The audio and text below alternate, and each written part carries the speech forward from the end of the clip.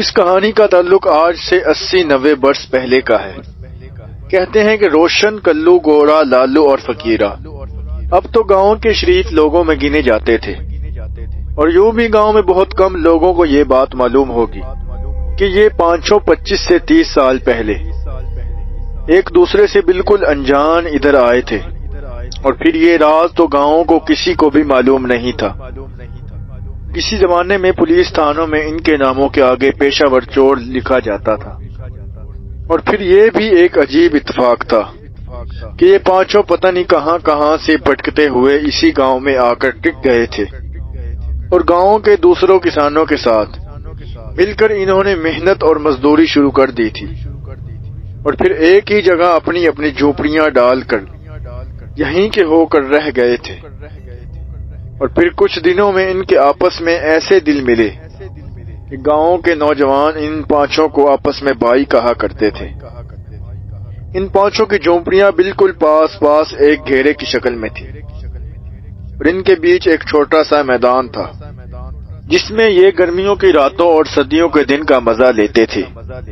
اپنی اپنی جھونپڑیوں پر انہوں نے تری اور گھیا کی بیلیں بچھا رکھی تھی، اور اس طرح ان کے دن اور رات مزے سے کٹ رہے تھے۔ یہ پانچوں رات کا کھانا ساتھ ہی کھاتے تھے، اور آپس میں یہ راز ان کا کھل چکا تھا کہ ان میں سے ہر ایک زمانے میں پکا چور رہ چکا تھا۔ لیکن چونکہ یہ سب بہت پرانی باتیں تھیں، اور برسوں پہلے انہوں نے سچے دل سے توبہ کر کے سیدھے سچے انسانوں کی طرح زندگی گزارنا شروع کر دی تھی، اس لیے یہ راز انہوں نے اپنے سینوں میں دفن کیا ہوا تھا۔ اور ان میں سے فقیرہ سب سے بڑا تھا، اور عمر میں بھی بڑا تھا، اس لیے سب اس کو فقیرہ بھائی کہتے تھے۔ دن بھر کی محنت کے بعد یہ سب رات کو اکٹھا بیٹھتے اور پرانی یادوں کو تازہ کرتے تھے۔ ایک دن روشن نے کچھ سوچتے ہوئے کہا، میرا تو یہ جی چاہتا ہے کہ تم یہ بتاؤ کہ تم لوگوں نے چوری کیوں چھوڑی ہے، یا تو جیل یا پولیس حوالات کے ڈر سے۔ آج تم میں سے ایک بھائی یہ بتائے اس نے چوری سے توبہ کیوں اور کیسے کی تھی۔ ہاں ٹھیک ہے، کلو نے زوردار دھواں چھوڑتے ہوئے کہا، مگر تجھے بھی بتانا ہوگا۔ ہاں بھائی یہ بات تو ہے، لالو، فقیرہ اور گورا نے لگ بھگ ایک ساتھ کہا۔ خیر چلو یوں ہی صحیح، روشن نے حقے کا لمبا سا کش لگا کر کہا، بھائی ایک بات تو تم لوگ بھی مانتے ہوں گے کہ ہمارے پرانے وقتوں میں چوری کرنا کوئی ہنسی کھیل نہیں تھا، ایک ہنر تھا، آج کی طرح نہیں تھا کہ گھر خالی دیکھا، تالا توڑا اور گھس گئے۔ اب تو کچھ یاروں نے چابیوں کے بڑے بڑے گچھے ساتھ لینا شروع کر دیے ہیں۔ ٹھیک کہتے ہو بھائی، کلو نے لمبی سانس لیتے ہوئے کہا۔ روشن کہتا ہے کہ میں نے چوری کی مگر ہنر کے ساتھ، روشن نے فخریہ انداز میں کہا۔ کبھی بھی کسی خالی گھر میں چوری نہیں کی، جب تک گھر بڑا نہ ہوتا اور ہر طرف لوگ سو نہ رہے ہوتے، اور پھر چوری کرنے کا مزہ ہی تب ہے جب گھر والے پہرا دیتے دیتے اونگ جاتے اور ہم انہیں جھانسا دے کر چوری کرتے، اور بھی مزہ آتا تھا۔ میاں بڑے دل گردے کا کام ہے، دبے پاؤں بلیوں کی طرح گھپ اندھیرے میں چھتوں کی طرف کودنا، اور پتلی پتلی دیواروں پر گرگٹ کی طرح رینگنا، چوہے کی طرح بنا آواز کیے گھر میں گھومنا، اور صرف یہ چھو کر پہچان کر لینا کہ کون سی چیز کام کی ہے۔ روشن پھر بولا، بھائی نقب لگانا تو تم جانتے ہوں گے، نقب لگانا بہت بڑا فن تھا، اور اگر آج کے چور کو نقب لگانا پڑ جائے تو وہ چوری چھوڑ کر ہی بھاگ جائے، کیسی ہی موٹی اور مضبوط دیوار ہو، اس پر کیسے ہی مثالے کا پلستر ہو۔ ہم اتنی خوبصورت نقب لگاتے تھے کہ صبح لوگ حیران رہ جاتے تھے کہ اس میں آدمی کیسے پار ہوا ہوگا۔ ارے روشن بھائی، تم نے چوری سکھانے کا اسکول کیوں نہیں کھول لیا؟ لالو نے مذاق بناتے ہوئے کہا۔ ہاں ہاں بہت ہو لیا، گورا نے ساتھ دیا، اب کام کی بات بتاؤ۔ روشن نے پھر بات شروع کی۔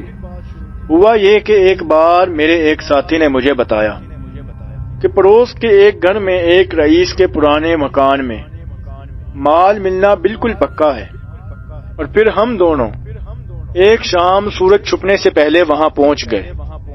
اس نے وہ گھر دکھایا، اس کمرے کی پچھلی دیوار دکھائی جہاں گھر کا قیمتی سامان رکھا جاتا تھا۔ ہم نے دیوار کا اچھی طرح معائنہ کیا۔ اینٹ کی پکی دیوار تھی۔ ہم نے نقب لگانے کی جگہ طے کی اور اس کے نیچے 2-3 اینٹیں نشانی کے لیے رکھ دیں تاکہ رات کو اندھیرے میں پریشانی نہ ہو۔ ضرورت کا سارا سامان، کدال، چینی، ہتھوڑا وغیرہ لے کر ہم رات کے پہلے حصے میں وہاں پہنچ گئے اور ایک بڑی سی جھاڑی میں چھپ کر بیٹھ گئے۔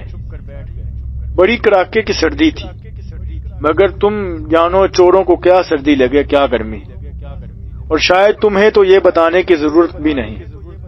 چوری تو رات کے آخری حصے میں ہوتی تھی جب گھر کے سارے بڈھے سو جاتے تھے۔ مان گئے روشن تیری استاد کی، لالو نے بات کاٹتے ہوئے کہا۔ ایسی تیاری تو پرانے قصوں کہانیوں میں کسی شاہی دربار کے لیے سنی تھی۔ لگ بھگ آدھی رات کے بعد کام شروع ہوا۔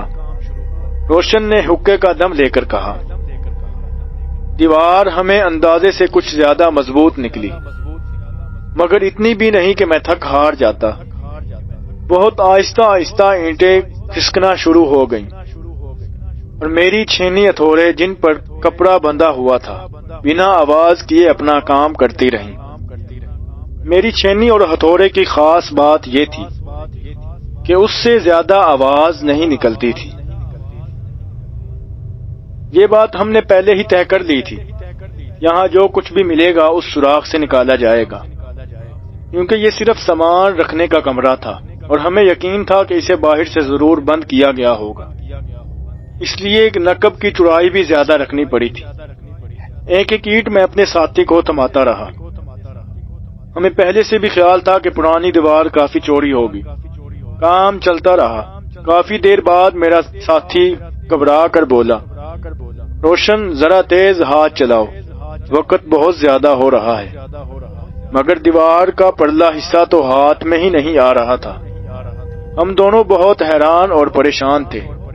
ہمیں ایسے لگ رہا تھا کہ جیسے ہم کسی سینکڑوں برس پہلے کسی قلعے کی دیوار کو نقب لگا رہے تھے یا کسی اینٹوں کے پٹھے کی کھدائی میں لگے ہوئے تھے۔ پھر بھی کام چلتا رہا۔ میں نے نقب کے سوراخ میں سیدھا لیٹ کر دیکھا۔ اب سوراخ میری پوری لمبائی کے برابر ہو چکا تھا۔ بھائی اتنی چوڑی دیوار تو نہیں ہو سکتی، میرے ساتھی نے بولا۔ ہاں بھائی بات تو کچھ سمجھ نہیں آ رہی۔ چھوڑ یار، میرے ساتھی نے اکتار کر کہا۔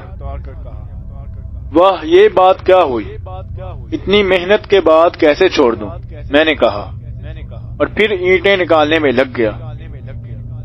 مگر ایک بات پر میں اور بھی حیران تھا کہ اب اینٹوں کو چھینی ہتھوڑے سے نکالنا نہیں پڑ رہا تھا، خالی ہاتھ سے کڑید کر اینٹیں باہر آ جاتی تھی اور مٹی بھی اب زیادہ نکل رہی تھی۔ کافی دیر بعد جب میں سانس لینے باہر نکلا تو مجھے لگا رات کا آخری حصہ بھی شروع ہو چکا ہے اور روشنی کا ہلکا سا دھبا دکھائی دینے لگا تھا۔ تاروں کی جھمجھلاہٹ بھی اب پھیکی پڑنا لگی تھی۔ اب اس دیوار کا دوسرا حصہ پانے کی مجھے ضد لگ گئی تھی۔ بہت دیر کوشش کرتا رہا۔ اینٹیں اور مٹی کا ڈھیر باہر بڑھتا گیا۔ بس بھائی روشن بھائی بس کر، اب باہر نکل آ، میرے ساتھی نے دبی آواز سے کہا۔ کیوں؟ میں نے پوچھا۔ صبح ہو رہی ہے اور مرغوں نے بانگ دینا شروع کر دی ہے، وہ بڑبڑایا۔ اور یہ گاؤں والے کمبخت صبح منہ اڈھیرے اٹھ جاتے تھے۔ آخرکار میں باہر آ گیا۔ دیوار کے پاس اینٹوں اور مٹی کا ایک اونچا ڈھیر ہمیں منہ چڑھا رہا تھا۔ ہم دونوں سخت اور حیران اور پریشان تھے۔ آخر یہ کیسی دیوار تھی جس کا دوسرا سرا ہی نہیں تھا؟ روشن اتنا کہہ کر چپ ہو گیا۔ کلو لالو فقیرہ اس کا منہ تک رہے تھے۔ پھر کیا ہوا؟ کافی دیر بعد روشن نے خاموشی توڑی۔ بس یہی میری آخری چوری تھی، بلکہ چوری بھی کہاں، چوری کی آخری کوشش تھی۔ ایک معمولی سی دیوار نے مجھے مات دے دی تھی۔ میرا سارا ہنر، میری ساری استادی، ساری اکر سب کچھ صرف ایک دیوار کی چوڑائی نے خاک میں ملا دیے تھے، مگر تو نے یہ جاننے کی کوشش تو کی ہوگی کہ وہ کیسی دیوار تھی؟ فقیرہ نے پوچھا۔ ہاں فقیرہ بھائی، تھوڑی بہت چھان بین سے یہ بھی پتا چل گیا تھا۔ بس اس جانکاری کے بعد میں نے چوری کا ارادہ ہی چھوڑ دیا، یا پھر اللہ پاک نے مجھے سبق سکھانے کے لیے بہت پہلے انتظام کرنا شروع کر دیا تھا۔ میرے اس ساتھی نے مجھے ساری کھوج کے بعد یہ بتایا کہ بات یہ تھی کہ گھر کے باقی سارے کمروں کی زمین تو نیچے ہی تھی، اور اگر ہم کسی اور کمرے میں نقب لگا رہے ہوتے تو دیوار کب کے پار کر چکے ہوتے، مگر سامان رکھنے والے اس چھوٹے سے کمرے کی زمین دوسروں کمروں کی نسبت 2 سے 3 فٹ اونچی تھی۔ کیسے؟ کلو نے حیرت سے پوچھا۔ بتاتا ہوں بھائی، سب کچھ بتاتا ہوں، روشن نے کہا۔ سچ پوچھو تو دیوار کی چوڑائی میں کب کی پار کر چکا تھا، بعد میں تو فرش کھودنے پر لگا ہوا تھا، بلکہ یوں کہو کہ میں اپنے قبر ہی کھود رہا تھا۔ سب نے ایک ساتھ کہکا لگایا۔ مگر بھائی ایک بات اب بھی سمجھ میں نہیں آئی، گورا نے ہنستے ہوئے پوچھا۔ تو کہہ رہا تھا کہ آخر تک اینٹیں نکالتا رہا۔